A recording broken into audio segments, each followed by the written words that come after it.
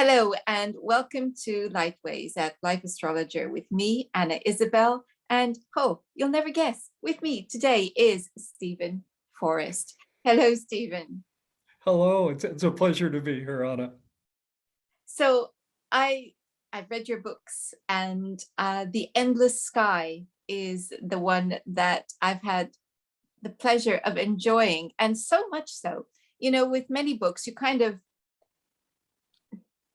because it's about one thing, you know where to start an interview. With yours, I don't quite know where to start because it covers everything from intercepted signs to astrology failing, fatalistic astrology. It just covers such a broad range. It's a collection of your thoughts on many, many subjects. And Yes. and you told me don't miss the forward. And funnily enough, I don't usually, but so I was very curious as to why I mustn't. And it did tickle me to discover you being described as the Jimmy Page of astrology. What an honor. Our charts are rather similar. Jimmy's got, I think he's a Capricorn. I think he has a Yeah, second house sun and Scorpio rising, just like I do. So there are some parallels. He's a better guitar player. I'm probably a better astrologer. I seem to remember that he's got a Mars-Uranus conjunction in He Gemini. does.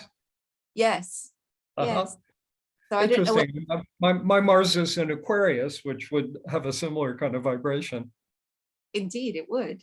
Yeah, but I've never done any Satan worship. I do want to be clear about that. No, I understand. Yes. Let's think about you and the book then. Okay, Let's go this to will not light, be about Jimmy Page. leaving Jimmy Page aside. But staying with rock stars, I guess, because the thing that also I find fascinating, and it seems that it plays on your mind too, is this notion of charts continuing to be active after the person's death. And you were talking about Jim Morrison, and I think, well, I'd love to hear your thoughts on this. Well, it's in writing The Endless Sky, I was able to deal with all sorts of loose ends in my astrological experience, things that I wouldn't know how to fit into a normal book with a subject and a typical narrative. And so I'd been struck by the way charts still seem to be sensitive to transits, progressions, and solar arcs, even after the person inhabiting the chart had moved on into progression, who had died. And Jim Morrison, a classic illustration, and I used him and Vincent van Gogh as illustrations in the short essay. And Van Gogh's most lucrative sale ever, I think he sold one or two paintings in his life and made $30 or something, but it was like the highest bid ever made for a painting. And I forget the details, but he had some magnificent kind of event to his Jupiter in midheaven or something like that. And it's like, looks really good for your career. Sorry, you're dead. But the good news is you have $85 million. And the bad news is that you're dead. I mean, you laugh or you cry. And Jim Morrison, after he was dead, suddenly his record sales, the Doors records, began selling like crazy. Rolling Stone magazine here in the States ran a cover, not exactly a mark of good taste, but the sexy picture of Jim Morrison and the caption, he's hot, he's sexy, and he's dead. If I'd been in his family, I probably would have been annoyed, but still, my Scorpio can't help but be a little tickled by it. So it's like, what does this mean that our charts seem to have a life of their own after we're gone? I mean, the soul isn't in the chart any longer. In any way I could understand, the soul has moved on into progression. and yet the chart seems to live on as some kind of energetic entity, even after the person has left. I don't know quite what to make of that, how it fits into any if it's a meaningful piece of the metaphysical puzzle. I'm not sure. After I'm gone, I hope I'm not worried about my next Pluto transit, in my present chart. I would like to think I've moved on to other things. Indeed. And as you're speaking, it is a phenomena that astrologers have observed. And it is something that fascinates me. Yeah. And I think maybe what it's telling us is that sometimes what we create is bigger than ourselves. Yes. Mm-hmm. And particularly with people whose creations stay within public consciousness beyond Yes. the point at which they've passed, Yes. so Mm-hmm. that there is perhaps, we can imagine, part of the soul of the creator still in the object created, Yes. Yes. and that's what the chart is reflecting. Yes. Or maybe it's also about our relationship with the person that doesn't end. Mm-hmm. And Mm-hmm. so Vincent van Gogh, well, he's very much still a part of us, a part of our culture, art history. There's songs written about him, etc. And that relationship has not ended. The effect that they have on us has not Mm-hmm. ended. And of course, we're talking about famous people, but the same would probably be if we were talking about loved ones, on a more Yeah. personal level. Yes. It's just what I was thinking. Uh, I wouldn't limit this to people who've had a major impact on society. I suspect, this is just pure intuition, but I suspect the phenomenon would exist for everyone's chart. Just so difficult to measure. The famous people who set wheels turning in the culture. There are obvious public, dated events that happen posthumously, and so that can be studied. I would wonder, a hypothetical study that I might recommend if somebody wanted to be interested in this. Set up a chart for someone who's passed, and uh, the birth of their great grandchild, for example, which would be obtainable data. Uh, if you're alive and a grandchild is born, it's a big deal. What if you're not alive in that chart anymore? Maybe it's still a big deal, and there's some kind of lunar event or fourth house kind of event that would correlate with the family expanding. It's a hypothesis that could be tested. Yes, and I'm just thinking I'm going to pay attention to my dad passed 2 years ago today. Oh, And sorry. so it's a bit of an emotional day for me today. And it's Yes. funny that we're having this conversation actually. Yeah. But Yeah. How synchronistic. it's made me think about how sometimes I do things in his memory, Mhm. and that Mhm. I ought to have a look at what's happening in his chart when Yes. any does something like that. Is there a Venus Absolutely. transit? Is there is there something going on there? I think Yeah. that's a project that you've just that our discussion has just prompted me to do. Yeah. Well, fantastic. Keep me posted. I would love to see the results. If It's I see, something. If I don't know your relationship, of course, with your father, and I don't want to be presumptuous, but it seems there was love and caring from the tone of your voice. And so if there are changes in your status, if you get married or get single, or anything like that, or have a child, presumably that would be a big event in your father's life too. And so you indeed, can check his transits. that's such a fascinating thing to do, because those who work as mediums as well may also have an inkling, because when you hear, in fact, coming to think of it, for anyone who's sat in a spiritualist church and watched the medium working, the joy that is often expressed by a loved one in spirit over the birth of a child, over a wedding, etc., that they are delighted that, you know, that it's happened. And sometimes they say they were present at the event and they describe things that have happened, etc., that they saw. It really makes you think, doesn't it? Absolutely.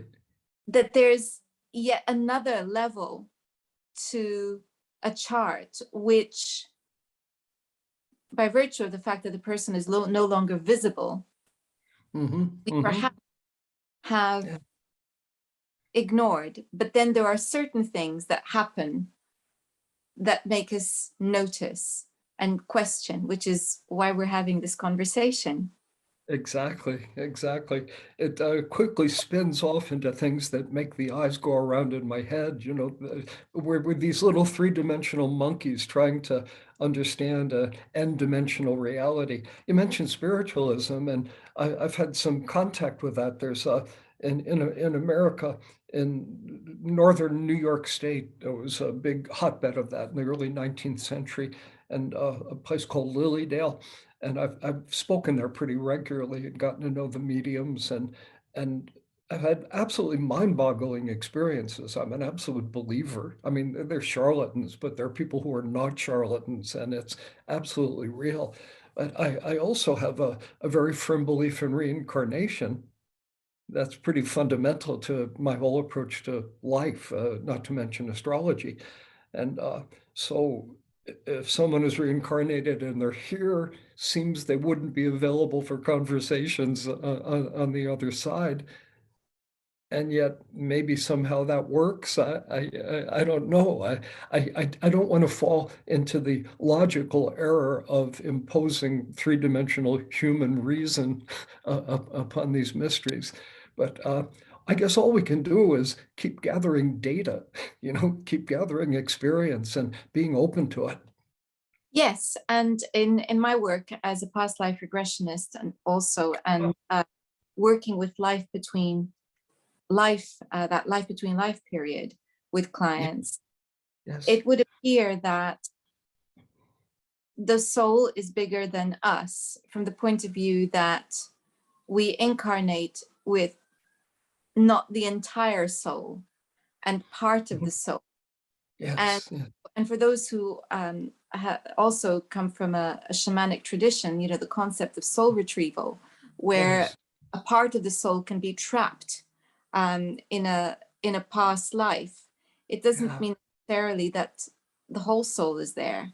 Some of the soul may well have gone on to other lives, etc. It's part of the soul. And I know that as a past life regressionist, I do feel that there have been moments in my work where what I've done is participated in a soul retrieval, because the person was very stuck there and was having tremendous pain because they were stuck there. So I think there's a lot to this. And then if you think of it like that, then it makes sense that a chart would continue to express an individual's journey long beyond the moment where they have the physical body has ceased to be. It rings very true to me, and it collides us with our human addiction to the objective reality of time. You know, I mean, we're in deep philosophical waters here, but we humans experience time as a given. I'm not sure the angels do, or if they experience it in the same way. Well, once you start glancing in that direction, a lot of these seeming contradictions begin to seem less contradictory. Yes, and I think, you know, what we always need to remember is that we never have the entire picture from our perspective. Yeah, And exactly. you referred to our 3D existence, and our 3D existence means by its very nature that we have a very perhaps small glimpse Yes, yes. into the reality of the world. And that's been the subject of many ancient philosophies and beliefs.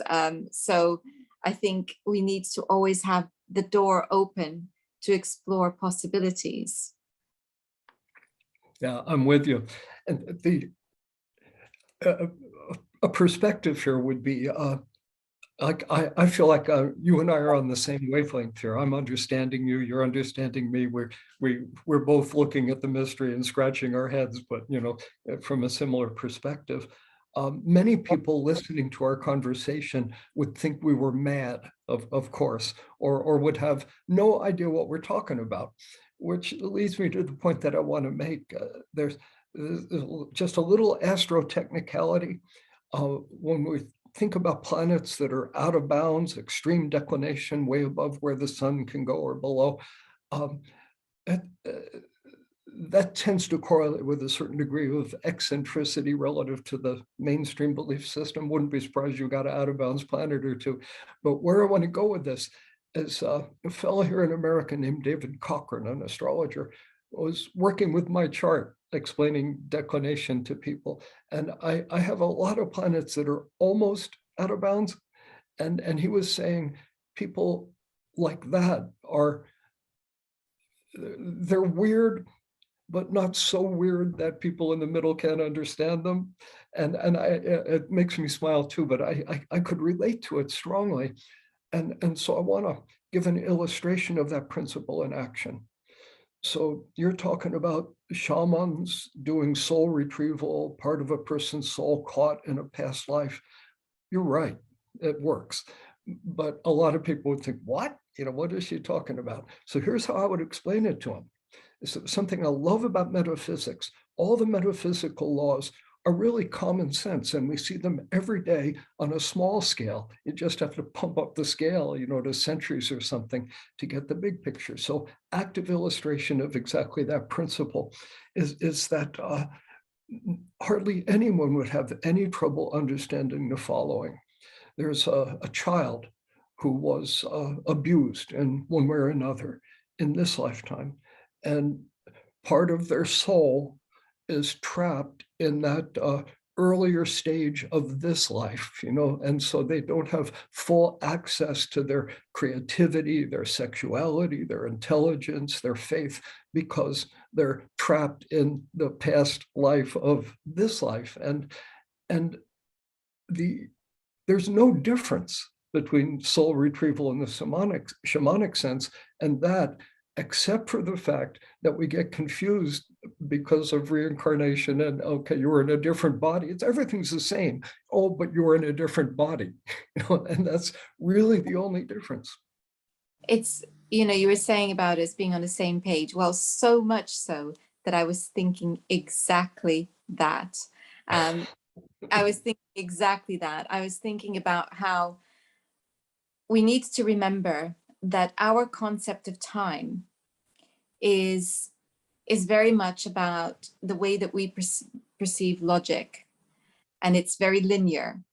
Emotionally, we don't have a concept of time. You know, as children, we think time goes on and on and on and on. As adults, our perception of time changes, and it seems that continuously it speeds up in our minds. If we are, and I can remember being a supply teacher and working in nurseries that required me basically only to just observe and not teach. And I tell you, that clock moved so slowly. Whereas, you know, in being a supply teacher in classes where I was, you know, allowed to be very engaged with the children, time went quickly. So we have this elastic sense of time depending on perception, and certainly at an emotional level, whatever we experience whether it's whatever intense the emotional experience we have, whether it's positive or negative, you know, you hear people say, I remember it like it was yesterday.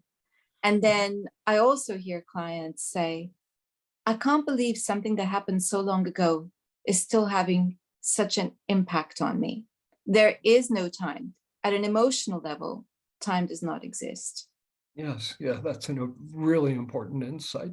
That we live in translating this into astrology, not really adding anything, simply astrological language, is that we have sun and moon functions in us, and the sun is more objective, the moon more subjective, and all that you've described about the timelessness of our emotional life is lunar logic, and then sun logic is, you know, 2 + 2 is 4, deal with it, you know. And sometimes we do have to deal with that, you know, because we have the sun as well. I love that one of the features of the planet Earth is that in terms of visual appearance, the diameter of the moon and the diameter of the sun are the same. So we get total solar eclipses and so on. And the universe is telling us something unique about Earth, you know, that these two functions, solar and lunar, head and heart would be plain English translations, are need to be in balance with each other, you know, have equal authority. It's interesting that because of the patriarchy, blah, blah, blah, blah, blah, you know, all of that, there's still currently in astrology, the general sense that the sun is really more important than the moon. The moon's very important, but the sun is the center. And it's wrong. It's wrong. You know, if we simply look at the book the universe has given us up there in the sky, we see the evidence that no, these two functions need to be taken equally seriously. They do need to be taken seriously, but we cannot, I suppose, be blamed for preferring the light, the bright golden light of the sun. And the fact is that we need the sun, you know, for plants to grow, etc. They need that light. So I think that it's more than just patriarchy. I think there's something about instinct. We might love the moon, and I had the absolute joy of being somewhere on my birthday this year where it was a full moon and it was right by the sea, and I could see the beauty of that moon on the sea. The moon, you know, we write so much about the moon. We are in love with the moon, it seems.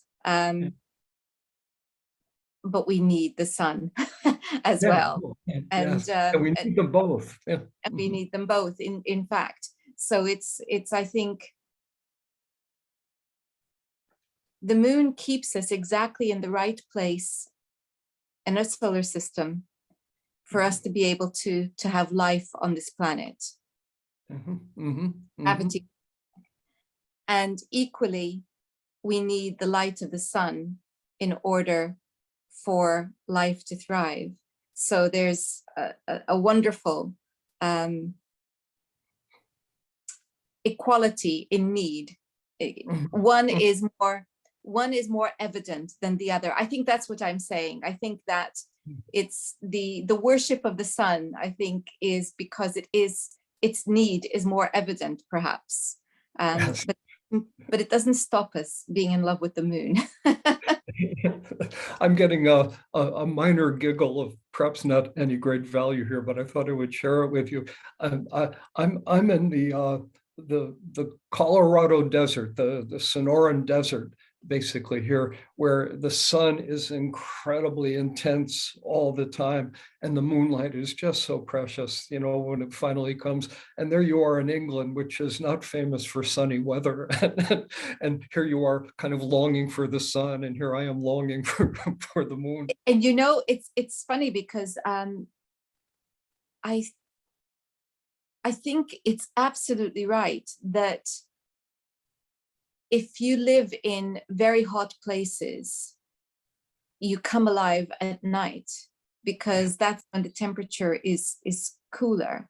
I was thinking about that, and I was thinking about that traditional view of the houses where it's, you've got the peak at the midheaven, and then the ninth house is a cadent house and supposedly less fortunate. Well, that's the hottest part of the day.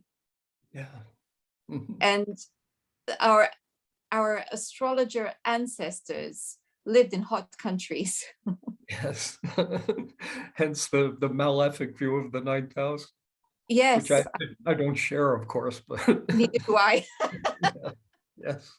So I'm going to jump in. This is another window into the house we're exploring. It's a big house.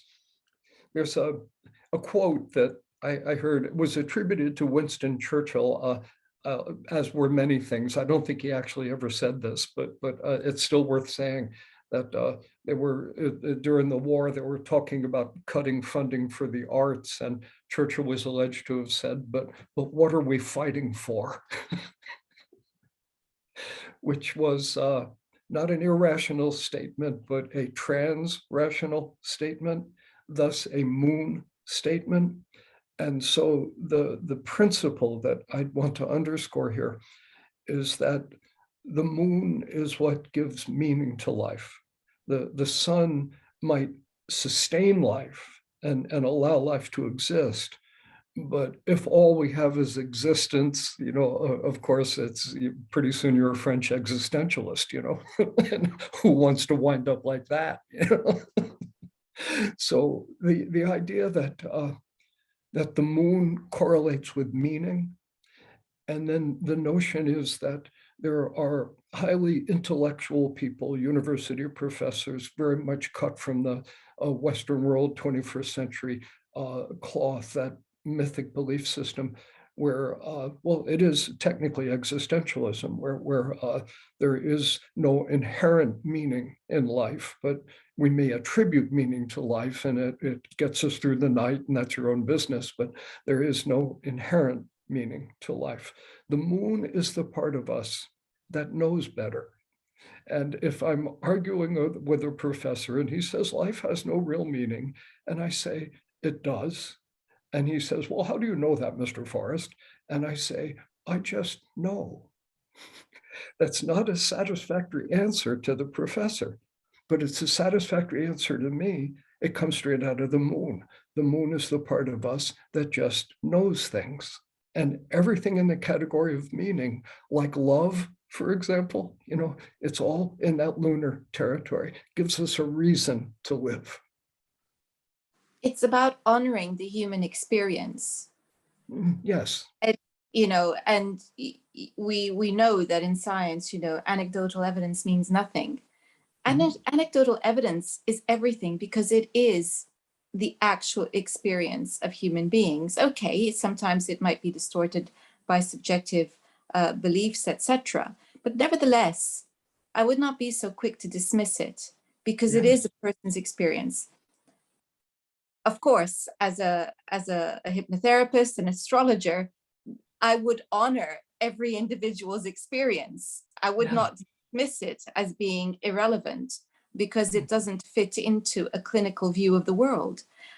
So it's vital. And there was something else too. I think the thought is gone now, but it's such a vital thing. Winston Churchill, of course. I can actually see him say that, because Sagittarius, moon in Leo, what else would he have said? Yes, exactly. And Virgo rising, as I recall. Yes, indeed. And it is the question, isn't it? What if you're going to fight, what are you fighting for? You're fighting for the heart and the freedom to express yourself. Yes. It seems an eternal fight, really. Not just sadly, not just of his time, but it seems time too. So this is the stuff of life. And yes, you said deep philosophical waters, but then as astrologers, those are the waters in which we naturally swim. Yes, exactly, exactly. If we pretend otherwise, we've cut ourselves in half. One of You know, my favorite statements, I sort of enjoy this because I'm about to deliver this statement, but as a salad course for it, it seems sort of cool, but actually wrong. And yet I think I can defend it. So here comes the statement. All, and when I say all, I mean 100%, all of the important decisions of life have to be made irrationally. And of course, everybody hears that, they laugh, they smile. It seems almost like a joke, a little too good to be true. But here's an example of a really important decision. Am I the marrying type or not? You know, if you're not the marrying type and you try to be married, welcome to hell, you know, and vice versa. And we can make a list of all the pros and cons of being married and be no closer to the truth. The heart has to answer. You know, I have this feeling, yes, I'm the marrying type, or no, I'd be happier single. Where should I live? And what should I believe? What's the right work for me in this world? You know, who are my friends? These are the decisions that are the foundation of a life. And rational considerations can perhaps factor in, but the bottom line, it's the heart, it's the moon. It's the moon that makes it the decision. it is, and I was just thinking about, that expression about selling your soul, Yes, and yes.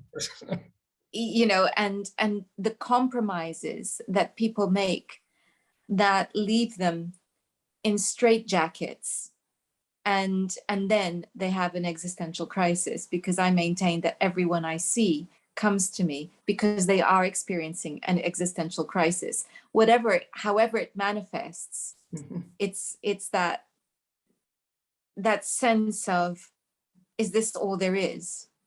Yeah. And what is the meaning of life? And it's funny, because you were talking about, existentialists, and I remember at university, um, being subjected and expected to read existentialists and Mhm. thinking, oh, this is horrendous. I can't deal with this. This is just far too depressing. And of course, now therapists, I think they needed treatment, Yes. If you're that depressed, please get some help. Um, that is a source of pain for humanity. So I'm making light of it. But I think what I'm articulating is the depth of despair that is created through this nihilistic belief that there is no meaning to anything. Mhm, mhm. And that is my vision of hell Yes, yes, yes. Right here on Earth. right here. If Yeah, we if we take the heart out of life, we take out the meaning, and we take yes, out the magic, yes. and then we wonder. And there's no greater example than this, than the great divide over Christmas, where people, oh, it's just a commercial exercise. And then there's those of us who adore it, Mhm. because it's not a commercial exercise, it's something else. Yeah. So you take the heart out of a ritual, and yeah, it just becomes a commercial exercise. Exactly. Mhm, That's the mhm. point. And that's why I'm determined that that's not going to happen for me. So Yes, good. so this is, you're right. Sun and moon, here we are. Mhm, mhm. I think of so we're obviously reading from the same Bible here. Uh, the secret of happiness is taking care of your moon. You know, it's just almost a tweak, but it really says a lot. Meaning in life, etc. All that are built into the idea of happiness or well-being. And then that leads in a very practical, almost kind of solar way to the question of, okay, well, I agree. How do you do that? You know, how do you take care of the moon? And we have one really powerful hint that we associate the moon with the night. You can see it other times, but night. And we think of the nature of night for most of us, at least part of the night, lie down to sleep, rest, dream, quiet time. Almost everybody lies in bed wishing they could fall asleep, pretty frequently. That's a common enough experience. And yet how powerful and useful that time can be from a moon point of view, where you're immersed in imagery and feelings. And that's how we take care of the moon. And then we think of how in this sun-dominated world, there's this sense of constantly being whipped into a froth of productivity, which might leave us too exhausted to actively engage with the moon process. And if all that I'm saying here in this massive critique of modern society has any truth in it, there would be an epidemic of depression. Ha. QED, as they say. And you're talking about taking care of the moon. So, and that leads neatly into one of the wonderful essays in your book about debilities, planetary debilities. And I was just thinking, what happens if you have the moon? How do you take care of an afflicted moon, a moon in Capricorn, a moon square Saturn, etc.? What would you say? Because there's something that you write in your book, which I love, and it's the idea of planets as counselors. So how do we do that? How do we take care of a moon that's on the surface in trouble? Yes. I begin with all my students in my school, the Forrest Center for Evolutionary Astrology. They know that if they use a word like afflicted or debility, they get electroconvulsive shock. And I say that for a lot of reasons, and thanks for giving me the chance to assume the pulpit here. Reason number one, if I'm sitting with a client and I say, your moon is debilitated, even if I have a more holistic and optimistic understanding of what it means, which I do, just the word itself is toxic. It's like, what does the client hear? There's something wrong with my chart. There's nothing wrong with your chart. There's nothing wrong with anybody's chart. I know some of the traditionalists are re-rolling their eyes, but they're wrong. God doesn't make mistakes. The universe doesn't make mistakes. Your chart reflects your karmic predicament and your evolutionary intentions. It's perfect, so there's no room for a word like debility from the counseling point of view. But I also feel that if astrologers use that in technical conversation with each other, even claiming a kind of understanding of what it really means, it's still toxic. We're still conditioning ourselves to think of these things as problematic. Almost everything bad, in quotes, in astrology, in my point of view, isn't bad, it's paradoxical. There's complication. So thinking of moon in Capricorn. So moon rules Cancer, is in detriment in Capricorn, the opposite sign, the usual technical stuff. Capricorn is logical and rational. It's good at surviving the winter. That's probably the most primal thing we can say about Capricorn. Moon is heart and emotion and all of this. And so there is tension, between the kind of constrictive, rational logic of Capricorn and the rampant emotionality of the moon. There's tension between them. But try this. Have you ever benefited from saying to your heart, now be reasonable, dear. Let's think this one through, before we sign this contract or have that third martini or, whatever it might be, a certain degree of rationality and sense of the realistic limits of life and realistic consequences of actions can be enormously beneficial to the moon. They don't get along, but they need each other. Well, one of my favorite quickies here would be like Mars in Libra.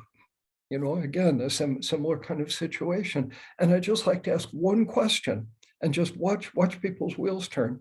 Is it possible to fight for peace? You see where that goes? It's like it gets complicated. Paradox, complexity. There are ways we can fall into all sorts of illusions trying to fight for peace. You know, I'm so mad because you're not peaceful with me. You know, it gets crazy. But there are people who fight for peace. Mohandas Gandhi. You know, I mean, and sort of on and on. So it's all about paradox. If you'll forgive me ranting a little bit longer, one of the illustrations of a allegedly bad thing, I can see you have a better understanding of it, but Saturn square the moon, or the whole notion of squares and oppositions as afflictions, you know, being the standard traditional word, poisonous word. Line my students here all the time. In fact, I start moving my lips, their lips move along with me, you know. All aspects are about integration. That's the first thing we need to understand. Doesn't matter what the aspect is. It's two pieces of your head that are trying not to beat each other up, trying not to be enemies, trying not to win by canceling the other one out. They have to figure out a way to get along. They may not like it, but you know, we're in the same boat. It's called your head. And if we don't figure out a way to work together, the boat's going to sink, you know, and that's not good for either one of us.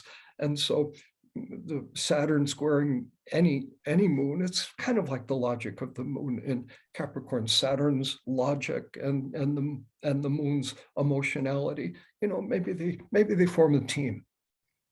It won't be easy. I never bought into the prescriptive vocabulary. Mm-hmm. And the reason is it comes from a different time. Yeah.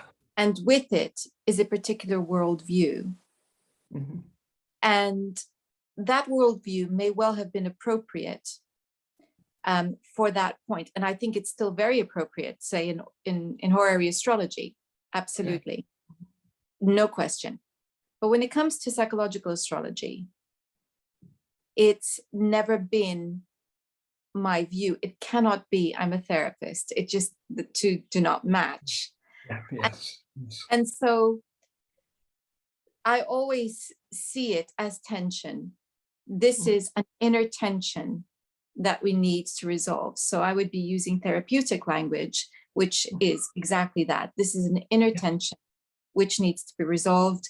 Jungian language would say it's about integration. It's exactly the same thing. It's integrating different parts of ourselves. And heaven knows I've done enough regressions where people are having inner dialogues with different aspects of themselves. And this is a very real thing. And so the chart is very descriptive of the inner conflicts with which we wrestle. And I think that's the beauty of astrology, is that it's a map that says to you, okay, so these are the things that this person could well be struggling with throughout their life. And quite possibly, depending on transits and progressions, etc., right now. Yes, yes. And it's wonderful because I've got the chart here, and this is a therapy session, so I'm not wearing my astrologer's hat, but it's showing me the questions I need to ask. And it's a beautiful thing. It's why you love astrology, why I love astrology, why so many of us are completely enamored with it. Yes. So I love your idea of planets as counselors as well, because it's something that more and more I feel drawn to, the idea that this planetary energy is here for a reason. And I want to engage with it rather than run away from it. Yes, yes. We're in conversation with the planets. And they're smarter than us. Yes, you wrote that. I love that. So tell us more about this view of the planets as counselors? Yes, yes. Well, standard kind of conventional approach to a chart. This is right down to the level of fundamental paradigms. Most astrologers will look at the chart as somehow representative of your personality. That'll be a piece of it. But this will seem like a spurious line, and I can't wait to see a smile on your face, but think how dumb you were 10 years ago compared to now. Most people, unless they're really arrogant, can relate to that. And it seems like kind of a throwaway line, but it isn't. You speak of your personality, you had one 10 years ago. It's not the same as the person you are today. You're wiser, you're more conscious. You have scars where you earned the wisdom too, presumably. It's the standard deal. So the idea that we look at the chart and see the personality problem, you don't have one. I mean, at a given moment, we could say there's a personality, but you don't have one. It's actually in flux. That's the reality of life. We're constantly changing. And so I think the idea of here's your personality profile, that presumption as we approach a chart is fundamentally flawed and limited. And so in evolutionary astrology, I mean, just the word evolution, we assume you're evolving. It's about past lives and spiritual purpose and all of that, but that's minute to minute, day by day. We don't have to think 1,000 years ago. We can think yesterday and what you learned yesterday and how you're different today. So the birth chart, instead of being your personality and your fate, so to speak, is the soul's lesson plan. That's sort of an instant cliche, but that's really what it is. And then here's where it gets fun. So why do you need lessons?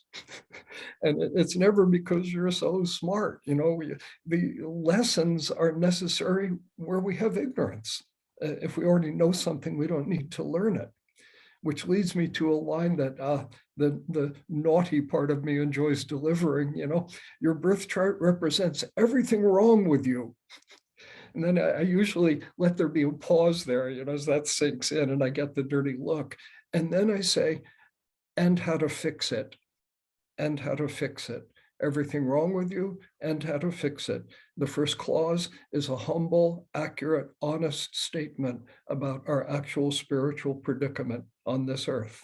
And the second clause, and how to fix it, is a triumphant affirmation of human potential. Well, you used the word humble, and my thoughts as you were speaking were about humility. Yeah. Mm-hmm. Because I regard that moment when I'm engaged with a client as sacred. Yes, yes. And that chart is sacred. Yes. Because, and it takes us back to the first part of our conversation, there's something about it that represents the embodiment of the soul.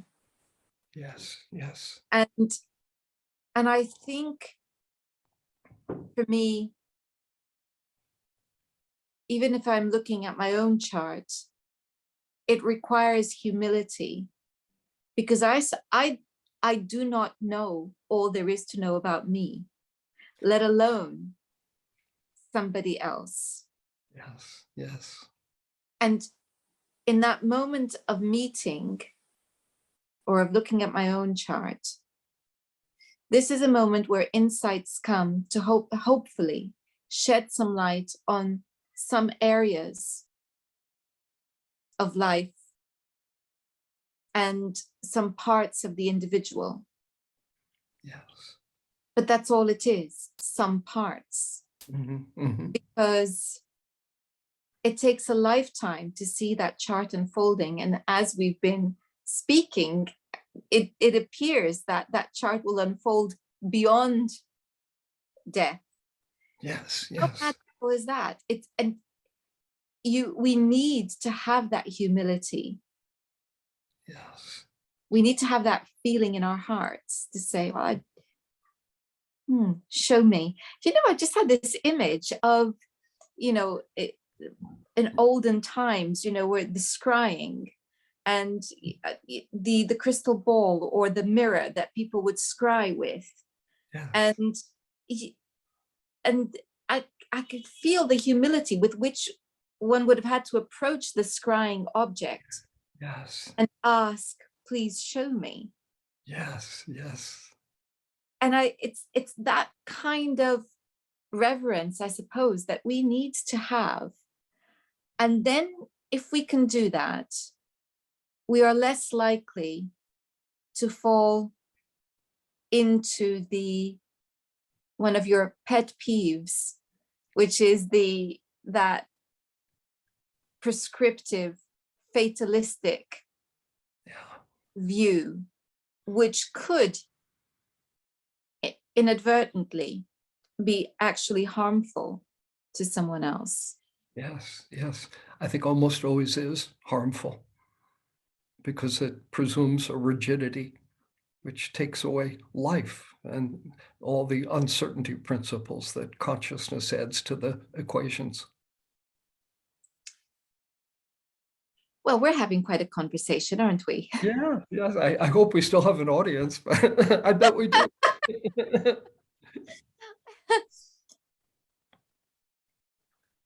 What was making me, so many things you said were making me think about different things, and one of the reasons, of course, why I do love astrology is that inherent within it is hope and the notion of growth and evolution. Mhm. And that's one of the reasons, of course, why I love your work, because that's what you're all about. Yeah, yes, absolutely.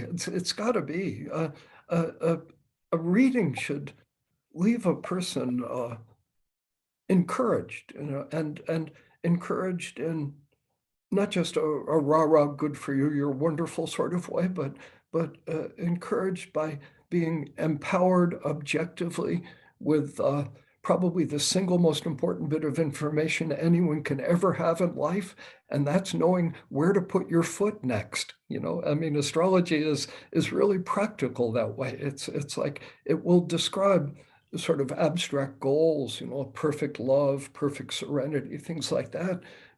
Are useful. It's good to know where the North Star is if you're sailing north. But the bottom line is astrology is so completely practical. About how to actually create these changes in your consciousness, how to release yourself from old patterns that have worn out or never were doing any good in the first place.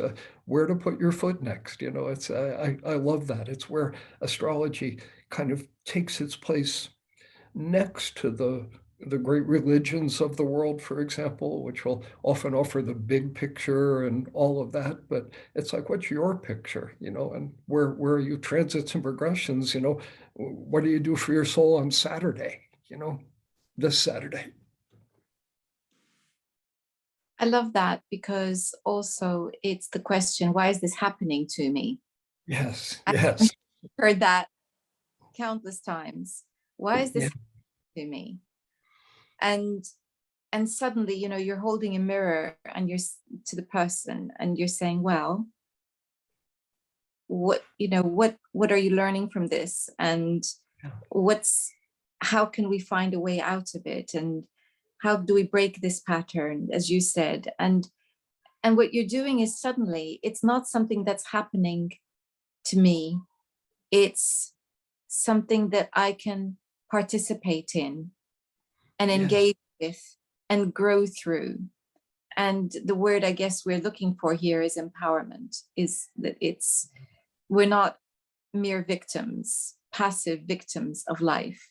That yes, this is, in those moments where we feel like passive victims, that someone shines a light and says, no, come on, look, it's okay.